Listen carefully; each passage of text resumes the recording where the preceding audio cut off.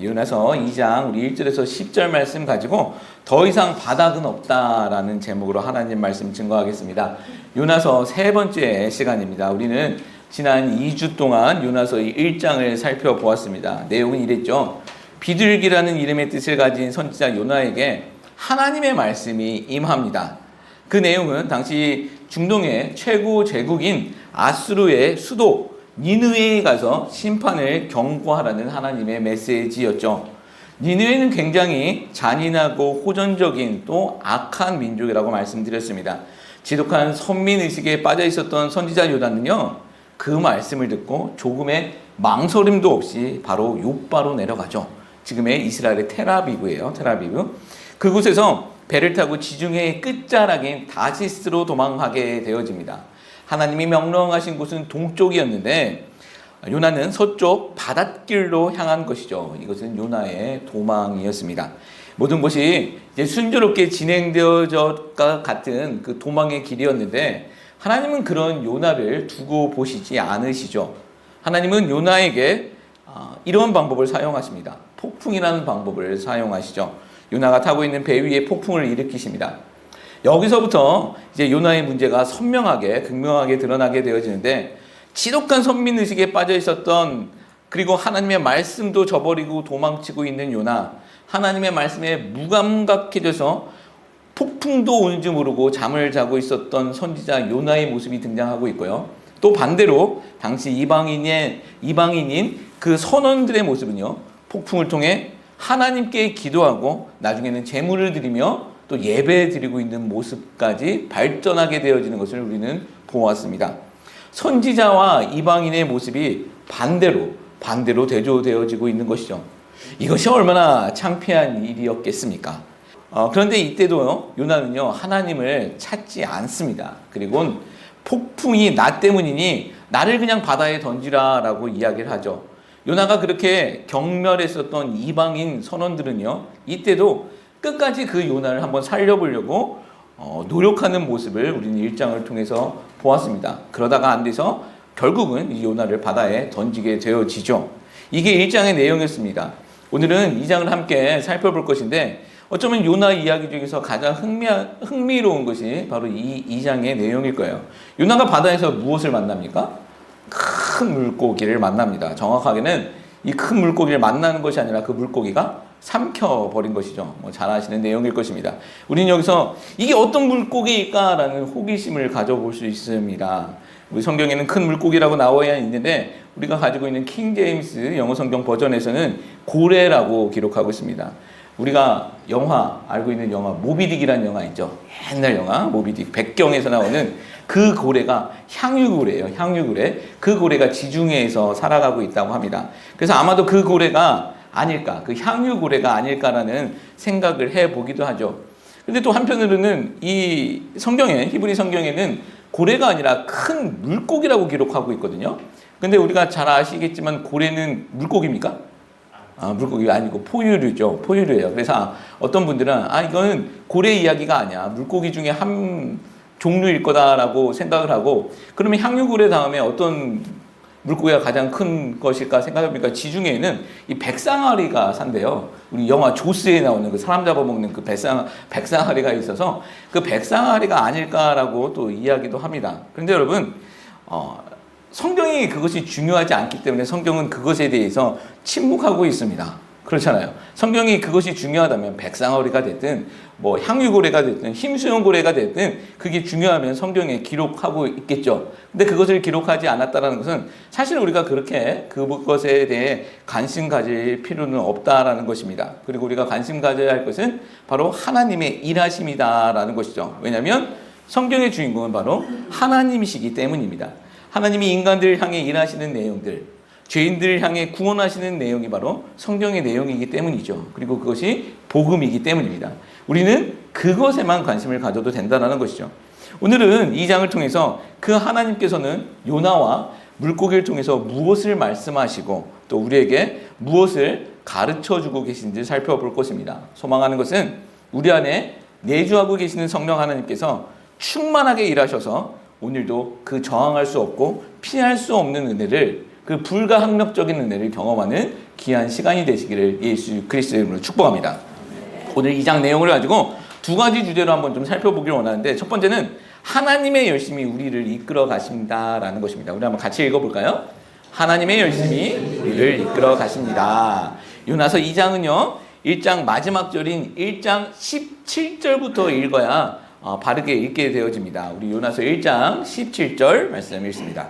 여호와께서 이미 큰 물고기를 예비하사 요나를 삼키게 하셨으므로 요나가 밤과 3일을 물고기 뱃속에 있습니다. 아멘. 자, 요나는 폭풍이 몰아치는 그 바다에 던져집니다. 그런데 우리가 잘 알고 있는 효녀 심창이 이야기처럼 효를 위해서 던져진 것도 아니고, 어떤 숭고한 인류애를 위해 거룩한 희생 정신 때문에 바다에 던져진 거 아닙니다. 그가 선지자였지만 그저 하나님의 말씀에 불순종했고, 그럼에도 하나님을 찾지 않은 그 고집 때문에 마침내 바다에 던져지게 된 것이죠. 그런데 하나님께서는 그런 아집과 고집에 사로잡힌 요나를 위해 무엇을 하셨습니까? 아까도 말씀드렸듯이 복음이라는 것은 죄인들을 위해 일하신 하나님의 일하심에 관한 이야기예요. 여호와 하나님께서는 그 고집불통인 그 요나에게 하신 일이 무엇이냐면, 자, 한글 성경은 분명히 얘기하고 있죠. 여호와께서 이미 큰 물고기를 무엇하셨다? 예비하셨다라고 말씀하고 있습니다. 이 재미있는 것은 요나서 4장 6절, 7절, 8절에 보면 이 예비하심, 오늘 등장하고 있는 이 예비하심이라는 단어가 반복적으로 등장하고 있는데요. 6절에서는 하나님께서 박넝쿨을 예비하십니다. 그리고 7절에서는 벌레를 예비하십니다. 그리고 8절에서는 동풍을 예비하십니다. 누구를 위해서입니까? 누구를 위해서? 다 이 요나를 위해서입니다. 그 불순종한 요나를 위해서 준비하신 하나님의 예비품들입니다. 여러분, 이것이 하나님의 예비하심, 하나님의 일하심이더라는 거예요. 죄인들을 향한 하나님의 일하심. 다른 말로 보면 우리를 향한 하나님의 열심이 그 안에 있다는 것이죠. 여러분, 우리에게도 그 하나님의 열심이 있었기에 오늘 우리가 이 자리에서 예배 드리고 있는 줄 믿습니다. 우리가 다 기억하지 못하고 또 깨닫지 못해서 그렇지, 한번 조용히 한번 우리가 걸어왔었던 그 삶의 발걸음들을 한번 생각해 보십시오. 그리고 우리가 살아온 그 궤적들을 한번 곰곰이 한번 생각해 보십시오. 여러분, 하나님의 예비하셨음이 아마 곳곳에 숨겨져 있었다는 것을 깨닫게 되실 것입니다. 아마 요나도 당시에는 몰랐을 거예요. 훗날 자신이 그 경험한 이야기들을 살펴보니, 생각해보니, 자신이 걸어왔었던 그 발걸음을 생각해보니, 이 모든 것들이 하나님께서 예비해 주셨던 것들이구나. 나를 살리시기 위해 하나님의 열심이 작동되었구나라는 것을 깨달았을 것이다라는 것이죠. 요나에게 일하셨던 그 하나님은요, 지금도 일하시고 계십니다. 저는 저와 여러분, 우리 모두가 이 하나님의 일하심을 매 순간순간마다, 매일매일마다 깨달아지는 은혜가 있기를 소망합니다. 그리고 거기서 그냥 멈추는 것이 아니라 하나님의 일하심을 기대할 수 있는 그런 인생들 되시기를 축복합니다. 지금까지 나를 이끌어오신 하나님, 그 하나님은요, 오늘 지금 이 시간도 일하시고 계시는 것이고 내일도 우리에게 일하시고 계시더라는 것이죠. 첫 시간부터 요나서에는 워드플레이가 많이 작동되어지고 있다고 말씀드리고, 또 대조가 되어지는 사건들이 계속 반복적으로 기록되어 있다고 말씀드렸습니다. 지금 등장하는 하나님이 예비하신 이 물고기가 2장 10절 말씀 보면 이렇게 기록하고 있어요. 2장 10절 말씀 또 한번 읽어볼게요. 여호와께서 그 물고기에게 말씀하시되 요나를 육지에 던져라. 자, 이제 말 안 듣는 요나를 위해 하나님이 예비하신 물고기가 지금 등장하고 있는데, 이 물고기가 10절을 보면 하나님의 말씀에 무엇 하는 겁니까? 순종했다는 거예요. 하나님이 말씀하셨는데 그 말씀대로 그 물고기가 행한 것입니다. 지금 누구하고 이 물고기가 대조되고 있는 것입니까?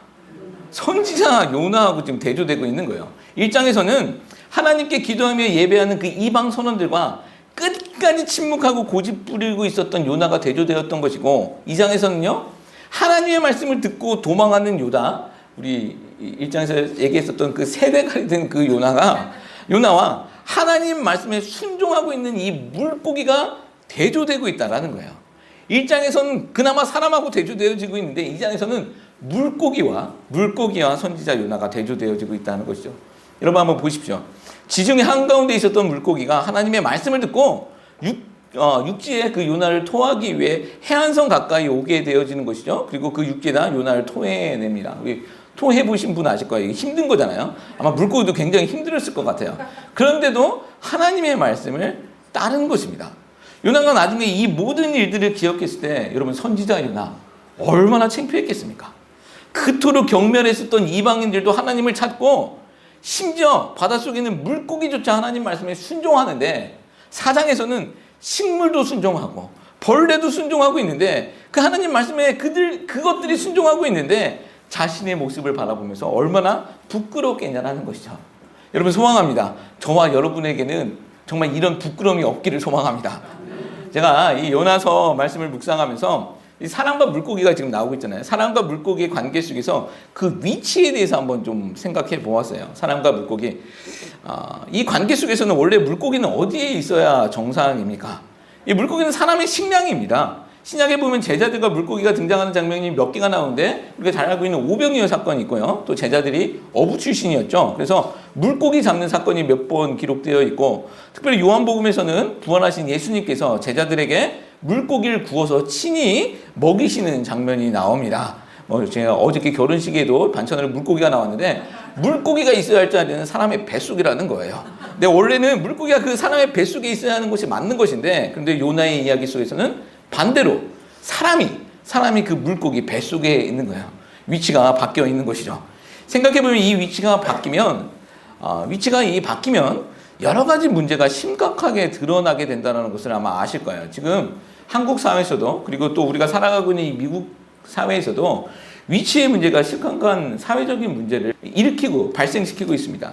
남자와 여자의 관계 속에서 위치가 바뀌기 시작합니다. 남자의 자리에 여자가 들어가고 또 여자의 자리에 남자가 들어가고 있습니다. 그러니 문제가 생기는 것이죠. 아빠의 자리에 여자가 들어가고 엄마의 자리에 수염난 남자가 들어가니 이제 문제가 생기더라는 거예요. 사실 생각해보면요. 우리 인간의 죄의 시초도 결국 이 위치의 문제였습니다. 선악과 사건, 이 선악과 사건도 결국은 위치의 문제였다라는 것이죠. 선악과 사건의 핵심은요. 하나님의 자리에 인간이 오르려고 했던 것입니다. 하나님의 그 위치에 인간이 오르려고 했었던 그것이 선악과 사건입니다. 인간이 만약에 그 자리에 오르면 여러분 인간이 하나님과 같이 동행합니까? 절대로 그렇지 않습니다. 하나님을 그 자리에서 쫓아내죠. 하나님을 인간의 자리로 내쫓는 것입니다. 그리고 인간인 우리가 그 자리에 오르려고 한다는 것이죠. 결국 죄의 근본적인 문제도 이 위치의 문제였다는 것이죠. 어떻게든지 위치를 바꿔보겠다는 것이 죄의 근본적인 문제가 되어졌다는 것입니다. 세상 사람들은 인정하기 싫은 문제이겠지만 남자의 자리에 여자가 들어가는 것, 또 여자의 자리에 남자가 서게 되는 것, 이것이 바로 다 죄의 특징이라는 것입니다. 우리는 이것을 분명히 인지해야 되는 것이고 또 후대에게도 이것이 잘못된 것이다. 성경이 말하고 있는 죄다라는 것을 분명히 가르칠 수도 있어야 된다는 것이죠. 제가 이 위치의 문제를 조금 묵상해 보면서 요나서 2장을 생각해 보니까 이 물고기가 너무 불쌍하던 거예요. 요나를 3일 동안 물고기가 이 뱃속에 넣고 다닌 거잖아요. 솔직히 말해서 요나는 쌤통이에요. 3일 동안 뱃속에 갇혀있는 건 쌤통입니다. 그래도 쌉니다. 근데 생각해 보십시오. 물고기는 3일 동안 지금 물도 못 마셨을 거예요. 왜요? 왜 그렇게 했습니까? 하나님께서 요나를 살리시기 위해 그 물고기의 입을 틀어 막으신 거죠. 물고기가 물 먹으면 어떻게 되죠? 요나가 그 뱃속에서 익사할 수밖에 없는 거죠. 그래서 요나를 살리기 위해 3일 동안 물도 못 먹게 하신 거죠. 또 뱃속이라면 위장 안에 있었을 텐데 위장이라면 무엇인가 들어오면 자연적으로 소화액을 분비해서 소화를 시키잖아요.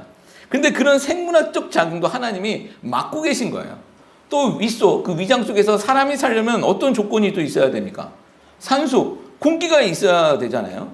이 고래의 입장에서는요, 뱃속에 가스 찬 거예요. 윗속에 가스가 가득 찬 거죠. 그래서 소화 불량을 일으킨 거예요. 그래서 나중에 그런 것 때문에 토하게 된 게 아닐까라는 생각도 해봤습니다. 어찌됐든 이 불쌍한 건 이 물고기입니다. 물고기가 불쌍하게 나오죠.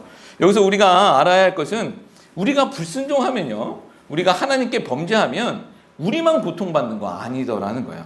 지금 요나 때문에 물고기 고통받고 있잖아요. 우리가 불순종하면 우리만 고통받는 거 아니에요. 우리 때문에 고통받는 사람도 생기게 된다는 거예요. 정말 안타깝지만 우리가 잘못하면요, 우리에게 가장 가까운 사람이 고통받을 수도 있어요. 또 그것이 내 이웃일 수도 있습니다. 아니면 또 본문에서 나오고 있는 다른 피조물이 될 수도 있는 거예요. 뉴스 같은 거 보면 인간들이 버린 쓰레기 때문에 죽어가는 동물들에 대한 뭐 다큐나 그런 기사거리들이 나오는 것을 보게 되어집니다. 제가 얼마 전 본 이슈 중에서 기억에 남는 이 영상이 하나 있는데, 스리랑카라는 나라 아시죠? 스리랑카에서 쓰레기를 먹는 코끼리 떼 영상을 봤어요. 코끼리 패밀리가 쓰레기 하치장에서 쓰레기를 먹는 거예요. 쓰레기 하치장에 코끼리들이 몰려와서 그 쓰레기를 주워 먹는 거죠. 왜냐면 이 쓰레기 큰 하치장에 가면 음식물 찌꺼기들이 있잖아요. 그 냄새를 맡고 이 코끼리 가족들이 와서 그 음식물 찌꺼기를 찾아 먹는데, 음식물만 먹는 게 아니에요. 같이 쓰레기도 먹습니다. 그 쓰레기가 옷 같은데 버려진 옷에 묻어 있으면 옷을 그 음식인 줄 알고 옷을 먹어버리더라고요. 그렇게 플라스틱을 먹고 옷들을 먹으면서 죽어가는 그 코끼리의 모습들을 보았죠.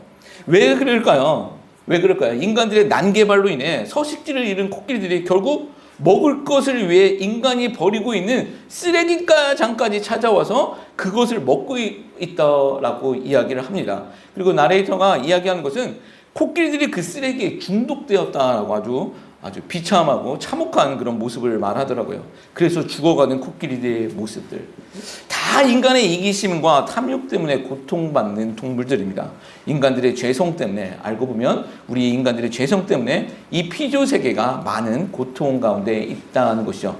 우리 성도된 우리는 자연 만물도 우리는 아낄 수 있어야 합니다. 우리 때문에 고통받는 그런 동물들 생각해 보면 우리의 행동 하나하나도 조심할 수 있어야 된다는 거죠. 자, 그러면 이 고통받는 물고기 뱃속에 있었던 요나는 어떨까요? 지금 물고기는 요나 때문에 괜한 고통을 지금 받고 있는데, 요나의 모습은 어떠했을까요? 요나가 뭐 엄청나게 회개를 했을까요? 2장 1절에서 우리 4절 말씀 다시 한번 읽어볼게요. 읽습니다. 요나가 물고기 뱃속에서 그의 하나님 여호와께 기도하여 이르되 내가 받는 고난으로 말미암아 여호와께 불러 아뢰었더니 주께서 내게 대답하셨고 내가 스올의 뱃속에서 부르짖었더니 주께서 내 음성을 들으셨나이다.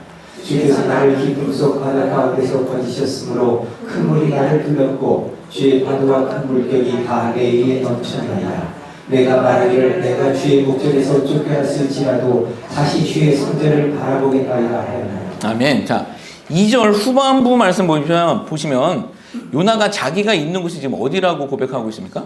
스올이라고 얘기하고 있습니다. 죽은 사람들이 가는 곳이 스올입니다. 신약 성경에서는 음부, 지옥과 같은 곳을 이야기하고 있습니다. 그러면서 하는 말이 3절 말씀 보면 누가 자신을 지금 바다에 던졌다고 얘기하고 있죠? 주께서 하나님께서 자신을 바다에 던지셨다라고 이야기하고 있습니다. 그래서 큰 파도와 큰 물결이 나를 덮쳤다라고 이야기를 하고 있죠. 그리고 4절 말씀 보면 자기가 주의 목전에서 무엇을 당했다라고 이야기하고 있죠? 쫓겨남을 당했다라는 거예요. 자, 이제 한번 생각해 보십시오. 하나님께서 바다에 요나를 던졌습니까? 아니잖아요. 지가 잘못해서 자기가 선택해서 바다로 떨어진 것입니다. 그리고 지금까지 상황이 하나님이 쫓아내신 것입니까? 아니잖아요. 자기가 도망한 것입니다. 우리 1장 보셔서 아시잖아요. 요나가 하나님의 얼굴을 피하여 반복적으로 등장하고 있는 건 지가 도망한 건 거예요. 자기가 도망가는 곳에서 하나님이 쫓아냈다라고 이야기하고 있습니다. 그래놓고 하나님께서 내쫓았다. 하나님이 나를 던지셨다. 그렇게 지금 이야기하고 있는 것입니다. 2장 전체가 이 요나의 기도의 내용인데요. 근데 사실 요나가 회개했다는 내용이 없어요. 그 기도 내용 한번 나중에 읽어보십시오. 요나가 회개했다는 내용이 없습니다. 그래서 2장은요, 학자들 사이에서도 의견이 좀 갈라지는 부분이에요. 어떤 분들은 2장의 내용을 가지고 좋게 해석하기도 하십니다.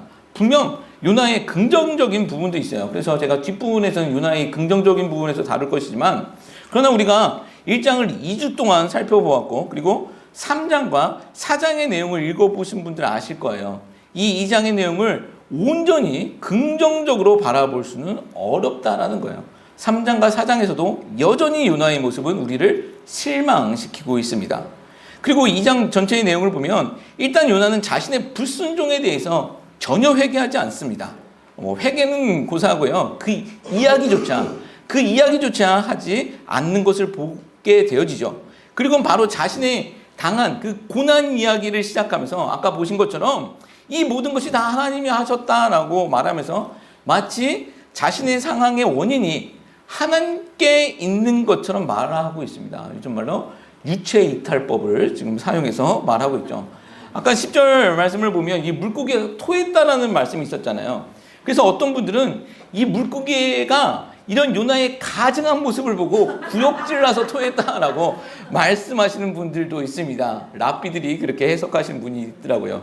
이 창세기 3장에서도 범죄한 아담과 하와가 하나님의 낯을 피하여 나무 밑에 숨었을 때가 있죠. 그때 하나님이 말씀하십니다. 네가 어디에 있느냐? 하나님이 아담과 하와 어디에 있는지 모르셔서 물으신 겁니까? 아니죠. 그 물음은요, 네가 왜 범죄했냐라는 거예요. 네 모습이 왜 이렇게 됐냐라는 거예요. 근데 아담이 한 말은 무엇입니까? 내가 벗었으므로 두려워서 숨었나이다 라고 얘기합니다. 내가 벌거벗었는데 하나님 당신한테 혼날까봐 그거 무서워서 숨었다라고 말을 하고 있죠. 마치 원인이 하나님께 있는 것처럼 말하고 있습니다. 자기가 범죄한 사실에 대해서 이야기하지 않고 당신이 무서우니까 숨었다. 여러분, 이게 죄인들의 특징입니다. 끊임없이 남 핑계를 대죠. 제가 어떻게 해서, 쟤 때문에 이렇게 됐어, 무엇 때문에 이렇게 됐어 라고 끊임없이 남의 핑계를 대는 것, 이게 죄인의 본성입니다. 근데 여기서 중요한 것은요, 하나님께서 왜 그렇게 하셨냐라는 거예요. 아담과 하와 선악과를 먹지 말라는 그 첫 언약을 지키지 못했습니다. 먹으면 정령 죽으리라고 하셨던 그 약속을 어긴 거죠. 그러면 그냥 그 언약대로 그냥 죽이시면 되는 거예요. 찾아가실 필요도 없고 물어보실 필요도 없습니다. 그냥 죽이시면 됩니다. 그런데 죽이시지 아니하시고 찾아오신 거잖아요. 그리고 나무 밑에 숨어 있는 그 죄인들에게 쫓아가신 것입니다. 왜요? 이것이 왜 그렇겠습니까? 그들을 살리시기 위함이다라는 것이죠. 반역의 자리에서 죽어야 하는, 그 죄인이 죽어야 하는 그 자리에서 그 죄인들에게 하나님이 약속해 주신 것이 무엇입니까? 예수님이에요. 여자의 후손을 약속해 주시지 않습니까? 살려주시겠다라는 거예요. 그것이 창세기 3장 15절 원복음입니다. 우리가 창세기 그 1, 2, 3장을 통해서 우리가 원죄만을 이야기하지만 이 오리지널 신에 대해서만 이야기하기 쉽지만 그 뒤에 바로 따라오는 이 원복음, 오리지널 가스펠에 대해서도 우리는 생각해야 된다는 거죠. 아까 말씀드렸잖아요. 복음은 죄인들에게 일하시는 하나님의 일하심이에요. 그 죄인들에게 일하시는 하나님, 그 복음의 내용을 우리는 볼 수 있어야 된다는 거예요. 여러분, 마찬가지입니다. 요나 하나님을 피해 도망했습니다. 내려갔죠. 욥바로 내려가고 또 배로 내려가고 또 그 배 밑에까지 내려갔습니다. 이때 하나님은 무엇 하셨냐라는 거예요. 1장 4절을 보면 큰 바람을 바다에 던지시고 폭풍을 일으키십니다.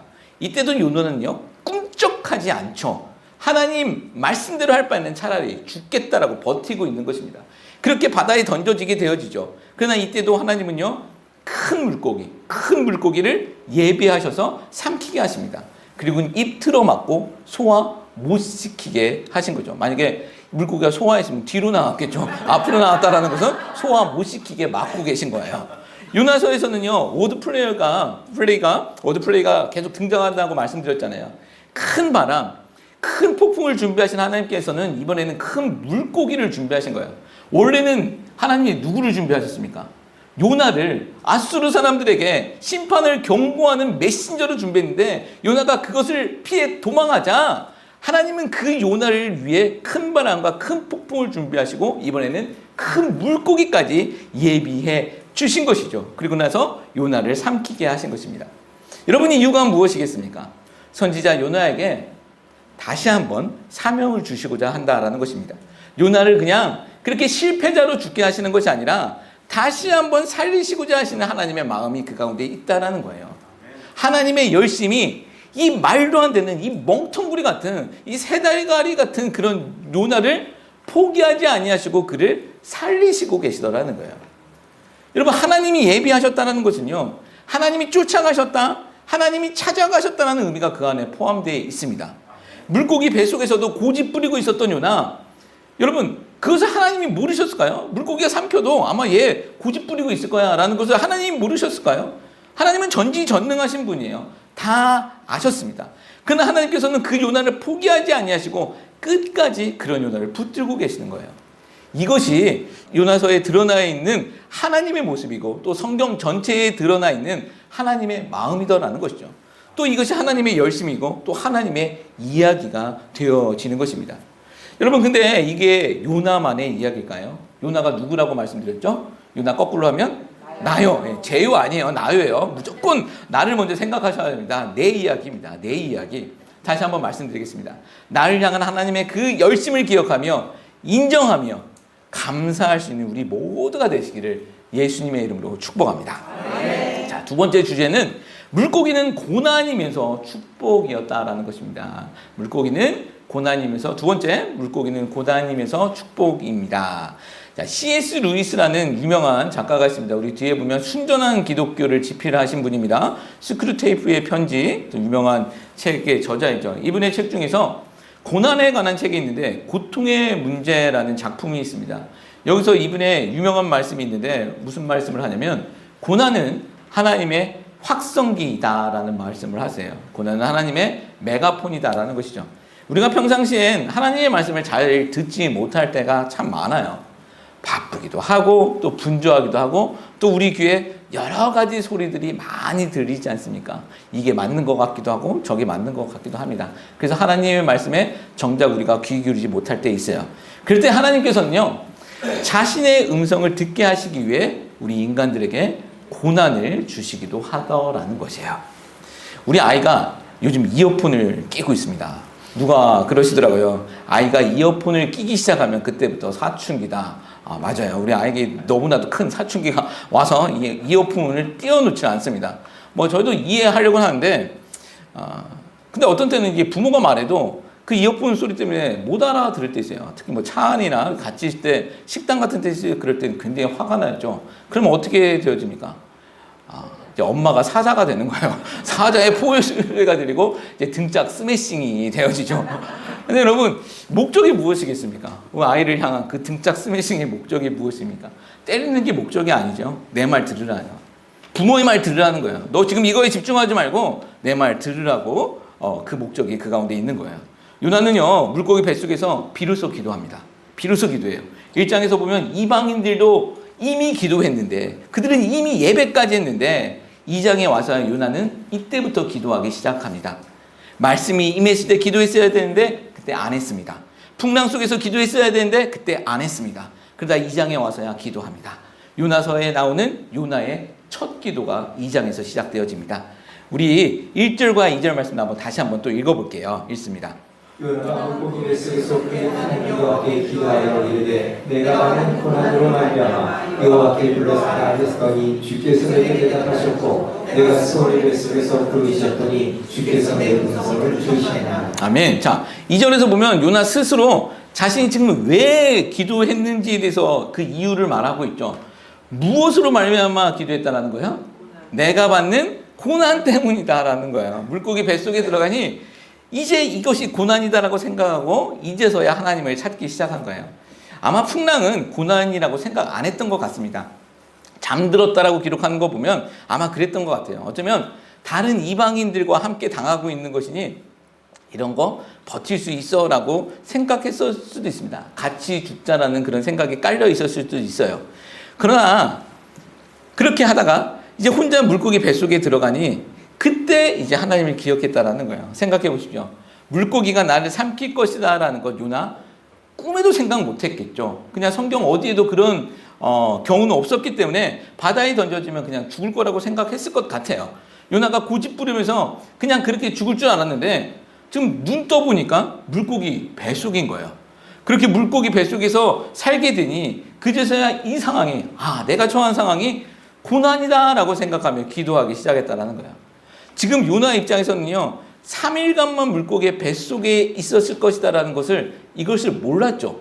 요나는 몰랐어요. 우리는 성경이 있으니 또 요나가 말해줬으니 3일이다 나왔다라는 것을 알고 있지만 당시 요나는 나 3일만 있을 거다라는 생각을 못했겠죠. 그렇죠? 못했을 것입니다. 5절 말씀 보면 또 재밌는 게 있어요. 5절 말씀 보면 5절 말씀도 한번 읽어볼게요. 물이 나를 영혼까지 둘러싸우며 기쁨이 나를 에워싸고 바다풀이 내 머리를 감싼다. 자, 이 말씀 보면 재밌는 게 지금 물이 영혼까지 둘러싸고 기쁨이 여기 어둠입니다. 어둠이 나를 에워싸고 바다풀이 내 머리를 감쌌다는 거예요. 여러분, 이거 바다풀이 뭘까요?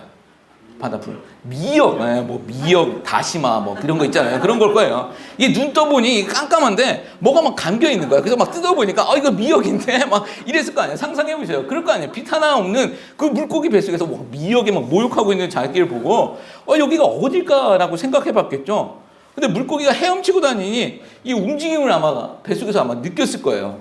여기가 이 물비린내 생각하면서 이게 물고기 뱃속이구나 라고 생각했을 것입니다. 근데 하나님이 이 분명 나를 살려주신 것까지는 알겠는데 언제까지 여기에 있어야 되는지 요나는 몰랐어요. 그렇잖아요. 몰랐습니다. 지금 3일이 될지 30일이 될지 300일이 될지 아니면 이 물고기가 입 벌려가지고 물 먹어서 내가 그냥 익사할지 그건 모르는 거예요. 모르는 상황 가운데 그렇게 있는 거예요. 그래서 요나가 그 장소가 스올 같다라고 하는 거예요. 그러면서 이제 하나님을 찾는 거죠. 요나 두려웠을 거예요. 스올과 같이 무서웠을 겁니다. 이제야 요나가 요나에서 처음으로 하나님을 찾고 기도하는 모습을 보이게 되더라는 것이죠. 많은 사람들이 고난 속에서 하나님을 찾게 되는 것을 보게 됩니다. 제가 어느 책에서 보았는데 천국에 가면 암에 걸렸었던 분들이 많을 거다라고 그분이 이야기를 하시더라고요. 왜냐면요, 암과 같은 큰 어려움을 겪으신 분들이 하나님을 진심으로 찾는 분들이 많다라는 거예요. 그래서 천국에 가면 안 아팠었던 사람, 건강했던 사람들보다 암같이 큰 병에 걸렸었던 사람들이 훨씬 더 많다라는 거예요. 이 이야기가 사실은 아닙니다. 사실은 아닌데 그러나 생각해보면 일가 있는 말일 거라고 생각되어집니다. 사람들은 어려움을 당했을 때 또 고난을 당했을 때 하나님을 찾는 경우가 많죠. 고난이 스피커폰이 될 때가 많다라는 거죠. 메가폰이 될 때가 많다라는 거예요. 그렇다고 제가 좀 신앙생활 대충 하시는 분들에게 어려움 좀 당해라 그렇게 권면할 수도 기도할 수는 없지만 그러나 한 가지 분명히 말씀드릴 수 있는 거 있어요. 지난번에도 말씀드렸듯이 매 맞기 전에 잘하자예요. 그것이 지혜로운 모습이더라는 것이죠. 자, 요나 이야기를 시작할 때 구약의 탕자 요나라고 말씀드렸습니다. 우리가 잘 알고 있는 신약의 탕자, 예수님이 말씀하신 오리지널 그 신약의 탕자는 언제 그 아버지 품, 자기가 떠나온 아버지 품을 기억했습니까? 우리 탕자 이야기 잘 아시지 않습니까? 누가복음에 나오는 멀리 이방 땅에서 돼지 먹이인 그 지엄나무 열매조차 없을 때 비로소 그가 아버지의 품을 생각합니다. 아버지의 품을 떠나 마음대로 살다가 흥청망청 살다가 모든 것 다 잃어버리고 돼지밥 먹으면서 굶주림을 채우다가 이젠 그 돼지밥조차 없어지니 그때서야 아버지의 품을 기억하고 아버지께 돌아가더라는 것이죠. 요나도 마찬가지예요. 아버지의 얼굴을 피해서 도망한 요나지 않습니까? 하나님의 얼굴을 피해서 도망한 요나예요. 근데 물고기 뱃속에 들어와 보니 그때서야 하나님을 찾게 되더라는 거예요. 이런 말 있지 않습니까? 하는 일 잘 안 풀릴 때 우리는 이렇게 말합니다. 바닥 쳤다라고 얘기합니다. 나 요즘 바닥이야 라는 말을 종종 하죠. 그리고 조금 지나서 더 잘 풀리면 상관이 없는데 더 어려워지면 또 이런 말씀들을 하시더라고요. 바닥이 끝인 줄 알았는데 바닥 밑에 지하 있더라 라고 얘기를 해요. 그렇게 얘기를 하시더라고요. 여러분, 요나 지금 물고기 뱃속에 있습니다.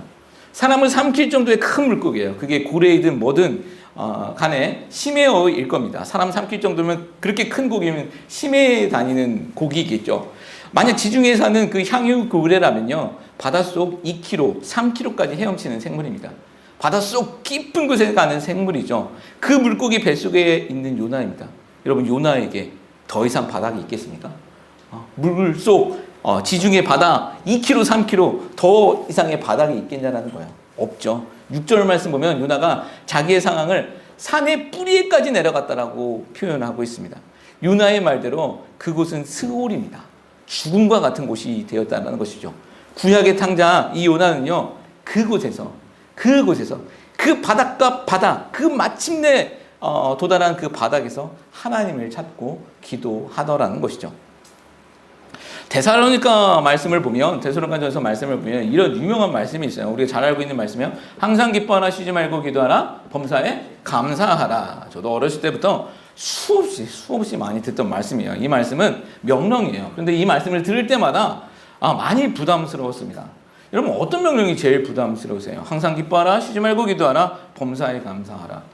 항상 기뻐하라, 그리고 범사에 감사하라도 어려운 이야기지만 그거는 해도 될 수 있을 것 같아요. 할 수도 있을 것 같아요. 그런데 쉬지 말고 기도하라는 것은 굉장히 부담스럽습니다. 우리 성도라면 기도해야 되는 거 다 아는데 쉬지 말고 기도하래요. 그게 하나님의 명령으로 우리에게 주어집니다. 이게 얼마나 부담스럽겠습니까? 저는 이렇게 생각을 했어요. 하나님이 우리가 쉬는 꼴 못 보시나? 쉬는 꼴 못 보셔서 너 쉬지 말고 기도해. 지금 당장 기도해. 쉬지 말고 기도해. 이렇게 악덕 사장처럼 너 절대 쉬지 말고 기도해. 이렇게 명령하셨을까요? 저는 처음엔 그렇게 오해했어요. 이러면 사장님 나빠요. 이것처럼 하나님 나빠요. 이렇게 오해가 되더라는 거예요. 그런데 나중에 성경 전체에 나와 있는 하나님을 묵상하면서 이것은 그런 뜻이 아니었구나라는 것을 알게 되었습니다. 창세기 32장 말씀을 보면 하나님께서 야곱을 이스라엘로 바꾸시는 장면이 있죠. 야복강가에서 씨름했었던 야곱, 그 야곱을 하나님께서는 그의 이름을 이스라엘로 바꾸십니다. 우리가 알고 있는 이스라엘이에요. 여기서 그 이스라엘의 뜻이 무엇이었냐면 하나님과 겨루어 이겼다라는 뜻입니다. 지금의 이스라엘이라는 뜻도 하나님과 겨루어 이겼다라는 뜻을 갖고 있어요. 여러분은 어떻게 해야 사람이 하나님을 이길 수 있을까요? 만약 사람이 하나님을 이길 수 있다면 여러분 그런 나약한 하나님을 믿으실 수 있겠습니까? 저는 그런 나약한 하나님 못 믿겠습니다. 여러분 그러면 이게 무슨 뜻일까요? 분명 하나님과 겨루 이겼다라고 말씀하고 있는데 야곱에게 그렇게 말씀하고 있는데 이게 무슨 뜻일까요? 사람이 하나님을 이길 수 있는 방법이 단 하나 있다면 그것이 무엇이냐면 하나님이 저어주시는 거죠. 그렇죠? 하나님이 저어주실 때 우리는 이길 수 있는 것입니다. 저어준다는 것이 무엇이겠습니까? 아빠가 그 어린아이한테 씨름해서 저어주는 것과 같은 거예요. 왜 집니까? 아빠가 왜 집니까? 힘없어서 지는 거예요? 아니죠. 사랑하니까, 예쁘니까, 내 자녀니까 일부러 저어주는 거예요. 사랑해서 저어주는 거예요. 이스라엘 이름에는요, 그런 하나님의 마음이 담겨 있는 거예요. 내가 너를 사랑하고 내가 너를 책임지겠다는 의미가 그 이스라엘의 이름 가운데는 하나님의 마음으로 그 안에 그려져 있다라는 거예요. 이것이 하나님의 마음이더라는 것이죠. 여러분 쉬지 말고 기도하라라는 말씀도 그렇다라는 것이죠. 어떤 교회는 이 말씀을 가지고 하루에 1시간씩은 의무적으로 기도해라고 가르치는 곳 있죠. 그렇지 못하면 막 정죄하기도 하고 물론 기도는 중요합니다. 우리가 할 수 있으면 또 하나님께 열심을 해서 기도하는 것은 중요합니다. 그러나 이런 식으로 가르치는 것은 마땅한 거 아닙니다. 어디에서는 그러더라고요. 시간에 11조 드리라고 하면서 하루에 2시간씩 기도를 시키는 곳이 있어요. 24시간이니까 시간에 11조면 2시간 40분 해야 되는데 40분 까주고 하루 1시간, 아침에 1시간, 저녁에 1시간 이렇게 기도시키는 곳 봤어요. 그렇게 하지 못하는 막 사람들을 막 정죄하기도 하고. 자, 기도를 하는 것도 중요하지만 또 좋은 것이지만 그렇게 노예처럼 의무적으로 하는 건 아닙니다. 이것은 또 하나의 율법주의가 되는 거예요. 우리는 복음을 받은 사람들입니다. 이렇게 율법주의처럼 노예처럼 끌려가서는 안 되는 거예요. 자, 그러면 쉬지 말고 기도하라는 이 말씀에 담겨있는 하나님의 마음은 무엇일까요? 하나님의 마음은 무엇일까요? 이 말씀은 무엇이냐면 내가 언제나 쉬지 않고 너의 기도를 듣고 있다라는 거예요. 내가 쉬지 않고 네 기도 듣고 있어. 너 노예처럼 살라는 것이 아니라 언제든 너의 기도를 내가 듣고 있으니 어느 상황이든 어디서든 기도해. 내가 쉬지 않고 네 기도 듣고 있어.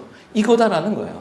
나를 불러다오. 어떤 상황이든 간에 네가 어려운 어떤 상황이든 간에 네가 잘못해서 네가 연약해서 실패한 상황이든 간에 기도해. 나 찾아. 그럼 내가 들어줄게. 라는 하나님의 마음이 이 말씀 가운데 담겨 있다는 거예요.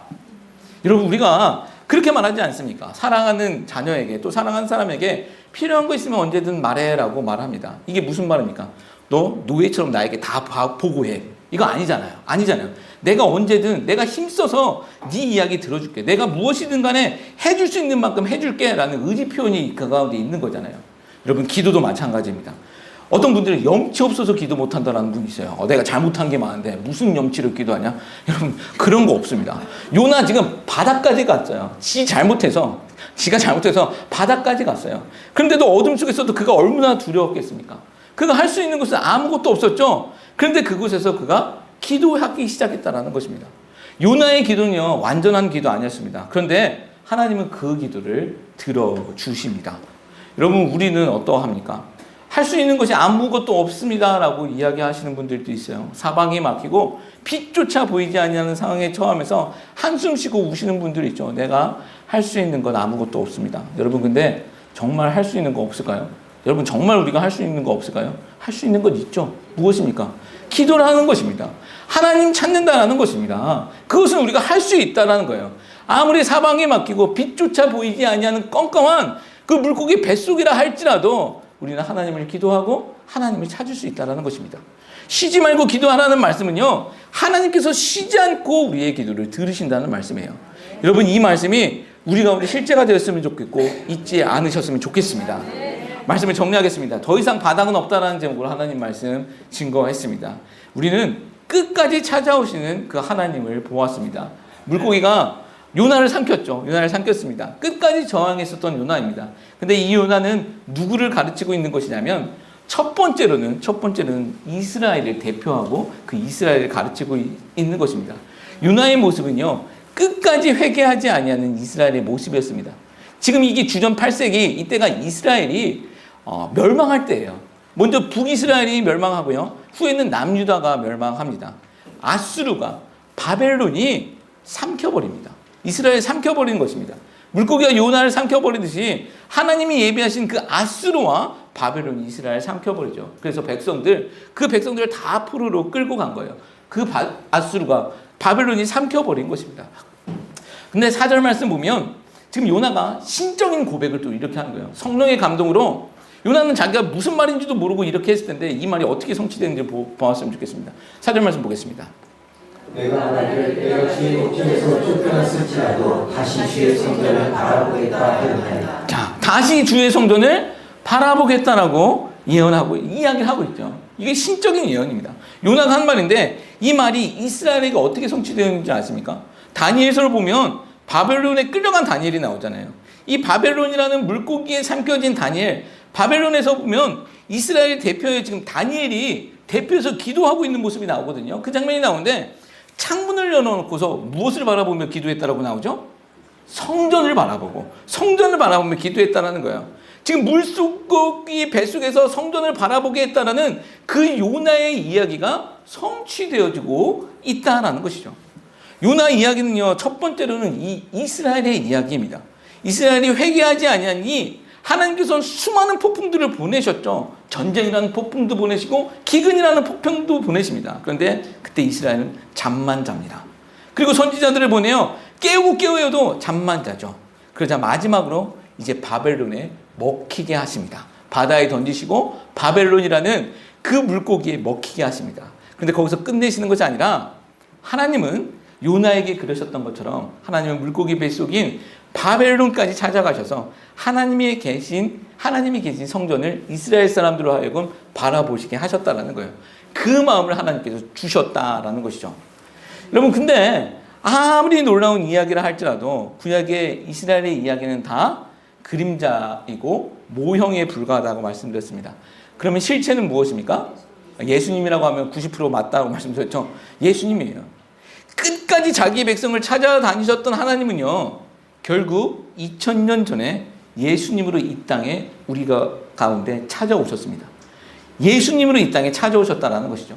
그리고 이제는 건물 성전이 아닌 참된 성전이신 예수님을 바라보게 하시죠. 그리고 우리를 그렇게 살리게 하셨다라는 것이죠. 이것이 하나님의 일하심이라는 것입니다. 그리고 우리가 또 하나 알아야 할 거, 우리가 살아갈 때 우리 어려운 일 당할 수 있다고 말씀드렸어요. 그게 내 잘못이든 아니면 욥과 같이 하나님의 테스트이든 간에 어려운 일 우리 당할 수 있습니다. 여러분, 그때 기억해야 할 것이 무엇입니까?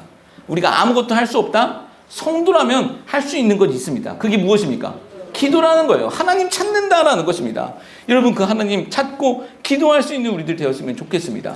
여러분, 사막에 길을 내시고 광야에 물을 내시는 그 하나님 찾고 그 하나님 품에 안겨 살아갈 수 있는 주의 거룩한 백성들 되시길 예수 그리스도의 이름으로 축복합니다. 힘드십니까? 넘어졌다면 다시 일어나십시오. 다시 일어나서 예배드리고 하나님의 기쁨이 되는 우리 모두가 되었으면 좋겠습니다.